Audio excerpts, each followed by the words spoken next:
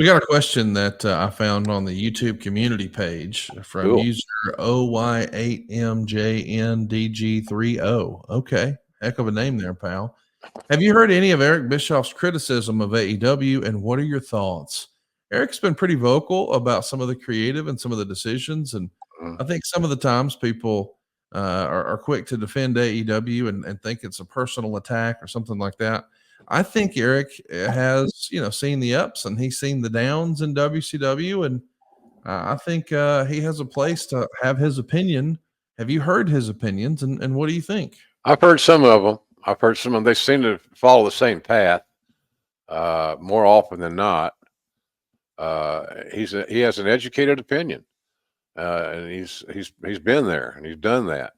I think sometimes it gets a little bit one sided, but that's just me, and I'm very biased because I'm getting paid by the company that he's critiquing. So but he's got a right to his opinion, and for anybody to think that he doesn't, they're mistaken. But he's got a right to his opinion, and I don't do I agree with all of them? Well, I don't think so. But I do reserve the right to say I enjoy the fact that he cares enough about the business to speak his mind. And whether we all agree or don't agree or agree part time or what have you is really another issue. So he's been around a long time, and he's still engaged enough, Connie, to have a strong opinion. And I know he does a good job for the your ad free network, and he's seemingly all over the place. He stays very busy on social media, and that's what in our world I should be more engaged than I am. But I'm not. I don't have the motivation that Eric has. He's just he's always got something, and I try to read what he's got. I do. I'm glad that he's still active and still gives a shit. We got to do another question here from Flash Garvin 3918 over on YouTube. He says, Jim, you've mentioned you met with the Carter family about coming to TNA and stated that you would need total control to make the move. Correct. If they did decide to give you what you wanted, which wrestler would you have built the company around at that time? Oh God, that's open. That's a big old broad question. Whoever was young and healthy and had a good attitude. That sounds very benign answer. It's not like a very benign answer, but that's kind of where you are. Youth, you build with youth and athleticism. And I don't even, I couldn't tell you right now. I couldn't pass a quiz, Connie, on who all was there at that time. On the roster, the cupboards were not bare by any stretch of the imagination. But in order to coach the team and to get the team on the field in a situation where they could theoretically win, you really needed that chemistry and youth, athleticism. It would not be the old establishment. It would be a little bit. It would be younger, different faces, and you'd challenge guys to do better and be better.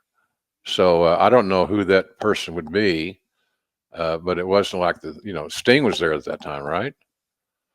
I don't think. Yeah, Sting would have been there, and AJ Styles would have been there, and Samoa Joe, and they're talent. Yeah, that's talent, and I love that aspect of it. They had a lot of good talent, but they had too many cooks in the kitchen, in my opinion. And I had a great Dixie and her brother.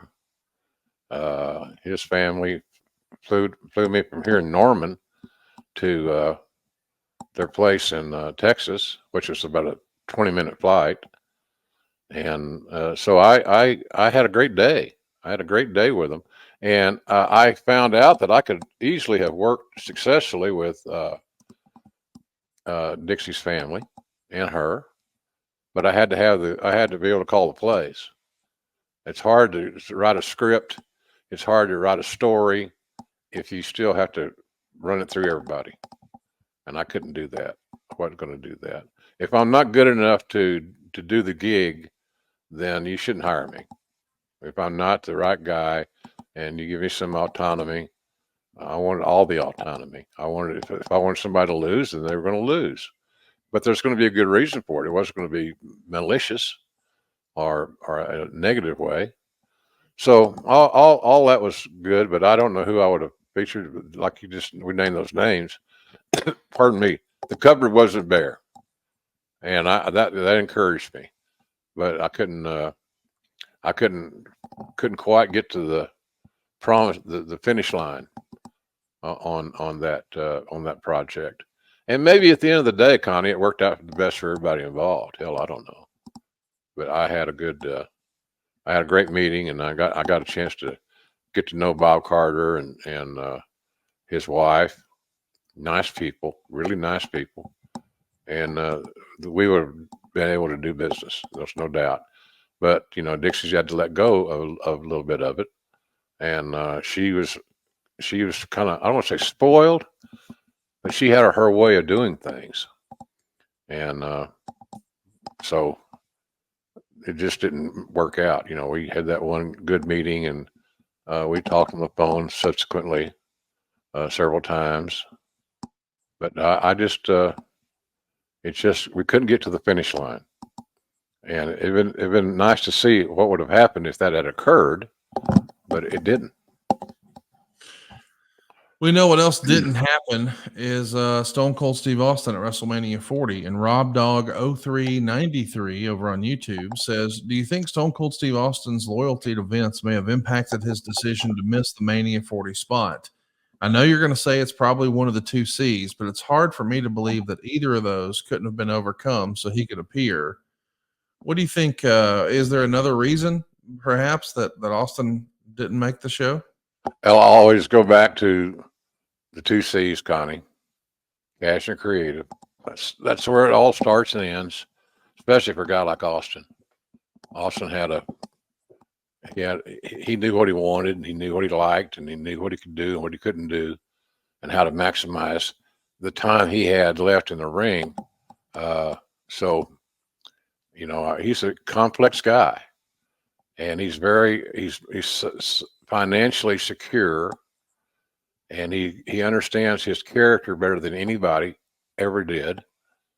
So, it's too bad it didn't work out, but it don't seem like WWE missed anything by him not being on the card. They still had a loaded card. They had 2 days worth of matches at WrestleMania. Seemed like that's going to be the norm. They got such a big roster that it gives everybody a chance to work and shine. So I missed Steve not working because I'm a huge fan, maybe too much at times in my lifetime. But he's just he knows what he can do and what he can't do. He knows what he likes and what he doesn't like. And to be honest with you, he has the right and has earned the right to feel that way.